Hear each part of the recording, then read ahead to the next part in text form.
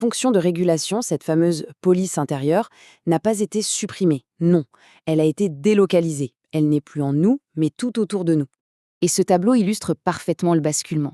Avant, on fonctionnait à la culpabilité, ce sentiment très intime quand on sait qu'on a transgressé une loi intérieure. Aujourd'hui, on fonctionne à la honte. C'est la peur du jugement des autres, la peur du rejet social. Conséquence, la validation, l'estime de soi, elle ne vient plus de l'intérieur. Elle vient de l'extérieur. Et ça, par nature, c'est bien plus instable. Pour le dire autrement, notre besoin d'être valorisé et d'avoir une bonne image de soi, il n'a pas changé d'un iota. Ce qui a changé, c'est la station-service. Avant, on se rechargeait en se sentant en accord avec ses propres valeurs.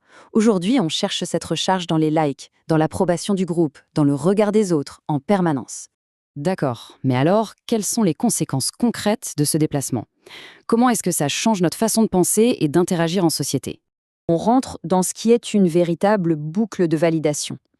Le besoin d'être accepté nous pousse à nous aligner sur un groupe. Pour rester dans ce groupe, on se met à penser d'une certaine façon.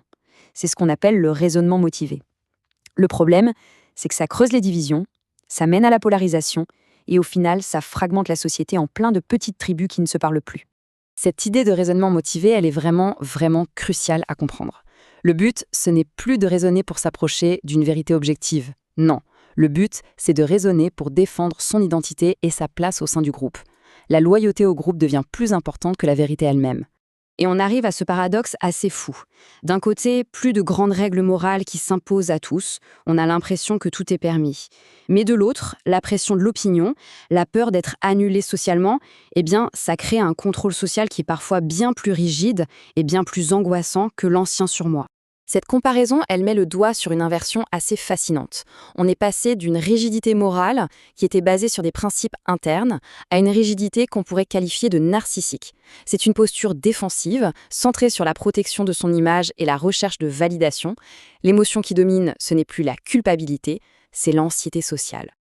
Alors, face à ce tableau, comment on fait? Comment est-ce qu'on peut naviguer dans ce nouveau monde psychique?